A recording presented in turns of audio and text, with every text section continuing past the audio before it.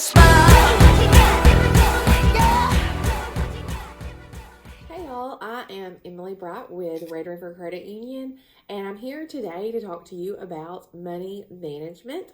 We're going to just start off with the very simple concept of budgeting. The very first rule in budgeting is to what we call pay yourself first, which means that we are saving money. It's a pretty big deal, especially whenever any kind of emergency comes up, such as a major health crisis that's going on or issue in your family. Maybe you have to stay home because even if it's not a health crisis, maybe someone's had a child and they have to stay home from work. Or maybe that child is sick and someone has to stay home with the child. So there's all different things that can happen that would cause you to need an emergency savings. Other than health issues, you can also have such things as maybe your washer or dryer goes out, or maybe your air conditioner goes out at the house. Those are things that are basically essential needs that we have. Those type of things pop up. You need to have some kind of money going into savings. So the very first rule when we talk about budgeting is to make sure that you're putting something in a savings account. Then we're going to move on and we're going to talk about the second thing that you need to have is what we call a spending plan. So your spending plan is going to be your roadmap for success. This first bullet point on this slide that says make progress to achieve your goals. When we're talking about goals, that can be wants and needs actually. So you of course want to put your needs first. So anytime that you have a goal, you may need a vehicle. So you want to put that transportation up there. You may have a need to or want to purchase a house down the road. That's going to be included in your spending plan. You want to make sure that you make those goals and that you are actually making progress to achieve those goals. So separate from your emergency savings plan, you're going to have a spending plan going on where you may be putting money back to reach those goals for that spending plan. The second bullet point is going to talk about establishing your priority. So what do you think a priority is going to be when we're talking about spending money? Of course, the first things normally that we think about are our electric bill, our water bill, our car payment, our house payment. Those type of things need to come first. There are many adults out there who still do not understand how to put those priorities first. So they actually will imagine getting a bulk of money. Immediately you have the desire to go out and buy the things that you want instead of first prioritizing and making sure that those bills are taken care of. So we want our needs such as our water and our electricity and those type of things to be taken care of before we think about our wants. The next bullet point says avoid traps and buyer's remorse. When we are talking about a trap when it comes to spending, there's so many things that we can list out that have to do with traps. A good example of a trap would be if we are grocery shopping in Walmart and the milk and the eggs and the paper goods and those such things, they're always located in the back of the store. There is a reason that they are always in the back of the store, and that would be because, of course, these corporations and these businesses want you to actually pass by everything else before you get to your needs. So they are trying to accomplish you spending more money once you get to their cash register. You have to know that when we're talking about a spending plan, it's all about good choices and good decisions that we're making.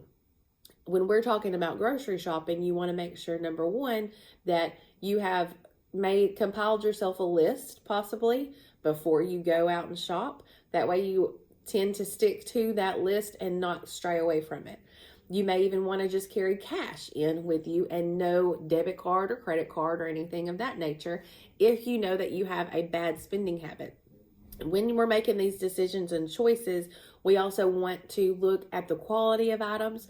We also want to compare prices. Not only compare when it comes to groceries, I know the example was just groceries, but not only compare those type of items, but anything that we're spending money on, what you can actually afford. You want to look at that as well. So when we're, for example, talking about vehicles, I know what I can afford in a vehicle. I don't want to just go out and buy what everyone else is buying because everyone else has that. And that's what I feel like I want. I need to make sure that when I'm making those decisions and choices, that I'm concentrating on what I can actually afford and what can go into my budget.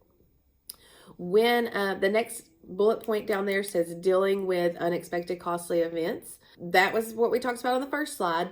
And that's what's going to happen if you're following these first 3 bullet points. So when we're talking about a spending plan, we want to make sure we're making progress to achieve those goals. We want to make sure we're establishing those priorities, and we want to avoid traps and buyer's remorse. That is going to help us deal with those unexpected costly events that are going to come up on slide 1 that we talked about. We also are going to actually have money on hand when we need it. And it's going to put us in control of how our money is used. So the example that I just gave about Walmart or any retail store for that matter, they basically have control of how you're spending your money if you have that bad spending habit instilled. So we want to make sure we take back our control of how we are spending our money. There's 5 steps that I want to kind of go over with you whenever you're trying to build a spending plan. The first step is, what are the goals? What is the goal that you want to set for yourself? Of course, that's going to be the most important. You want to set those goals to make sure that you are achieving them. When we go into step 2, and it's how long the plan will be used, you will need to go into step 3 and 4. So these will be 3 steps that you need to kind of look at all together. So step 3 is going to be how much income is available. And income can be all different types of income. So you have pay, for instance, you have allowance, or you may get an allowance. You have interest that can be earned on your bank accounts. You have gift money. So anytime you have a birthday or Christmas, you can also sell items. So if I have some used items that I may want to sell, I can do that as well. So we have all different types of income, and you want to include all of those types of income when you are looking at how much income is available. So that step is very important. You don't want to just say, okay, these are my wages. You want to estimate how much is going to be available to me every month based on all of my different types of income. Then 4 is going to be, what are the anticipated expenses? Anticipated expenses don't include just the expenses you have right now. So when I set a goal, for instance, if I set a goal of purchasing a vehicle, my anticipated expenses along with that vehicle are going to include my auto insurance. It's also going to include my maintenance for that vehicle, and it's also going to include the gas for that vehicle. So those are 3 major things that it's going to definitely include when I'm buying a vehicle. Therefore, if I have $400 a month available to spend on a vehicle, then that does not mean I have $400 for just my car payments. I want to be able to look at all the anticipated expenses that are going to be included in my goal. Then we're going to look at step 5, and it's going to say, how does the plan need to be adjusted? Well, as for when we looked at slide 1, we can see there may be some things that come up that cause you to adjust. Hopefully, we are putting enough back in savings, but there are times in life where we may have to adjust our spending plan because something comes up.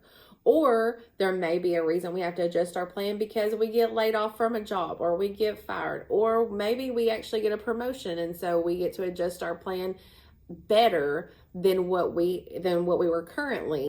So just be aware that when you are budgeting, it's not something that you just look at once a month or once every couple of months, or we don't set our goal and then just totally forget about it. We want to be on top of things as far as every time we get paid, we're looking at our budget, or possibly every day. So it's best practice to actually be a part of your credit union or your bank's online banking, or have their app on your phone and be able to look at your account every day and keep up with those transactions and to budget every single thing. When we are estimating our expenses, there are 3 different types of expenses. So we have fixed expenses, variable expenses, and periodic expenses. Those expenses are different. So your fixed expenses are going to be things like your car payment or your mortgage payment. They could also include a fixed expense is going to be something that stays the same amount every single month. Therefore, you know how much you have to pay. You know exactly what date it's due. And you know that should be one of your priorities. Your variable expenses are going to be priorities as well. However, they're going to change every month. So that's going to be something like your electricity bill or your water bill. Those bills, you want to make sure that you are averaging within your budget. So you want to make sure you know around about how much those are going to be every month, and you're budgeting enough to be able to cover those priorities. The next expense on that list is a periodic expense. That's going to be something that is known, but it's occasional. So if I know that my insurance payment is, I pay it once a year, and I know it's coming up at the end of the year in November, I want to make sure that I'm putting cash back every single month. That way, when that bill is due, I have that money to pay the bill. On average, when someone has a periodic payment like that, it catches them because they haven't even thought about it. They get to the time that it's due and they end up having to borrow money. So they end up having to get a credit card or a personal loan and use that for their payment, which causes them to have to pay interest, which will be in our next video when we talk about credit. We'll talk about interest. So you don't want to cause yourself to spend more money than what you would have to. You want to prioritize and still, even with those periodic expenses, make sure that you are remembering that they're coming up. Here on this last slide, we're just going to talk about some things that happen without a spending plan. So if you are not someone who is actually budgeting and paying attention to your finances, number one, you're going to come up short on money before the next paycheck or allowance payment. You're also going to be someone who is more likely to not reach their long-term spending goals. You're also going to add stress if you're struggling to keep up with payments.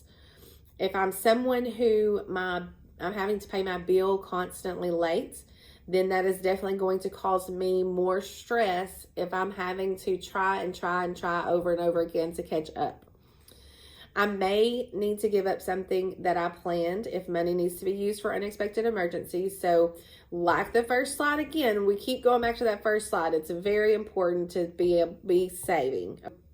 When you are saving, most likely that will not happen to you. When you have an unexpected emergency come up, you're not going to have to drop other plans and try to come up with a way to cover this emergency. You are going to be prepared and be able to have that money on hand. Then the last one is you give up independence if you need to rely on others for financial help. So I'm sure several of you out there know at least one person that has borrowed money either from you or your parents or maybe grandparents, but they are someone who normally is constantly having to borrow money. When I'm that type of person, that takes away my independence. I am not fully financially responsible, and I'm not actually taking care of my needs on my own. If you have any questions, then make sure you leave us some comments below or reach out to me at ebright@rrfcu.com and look for our next video over credit, and we will see you guys later. Money, money, money, make us smile.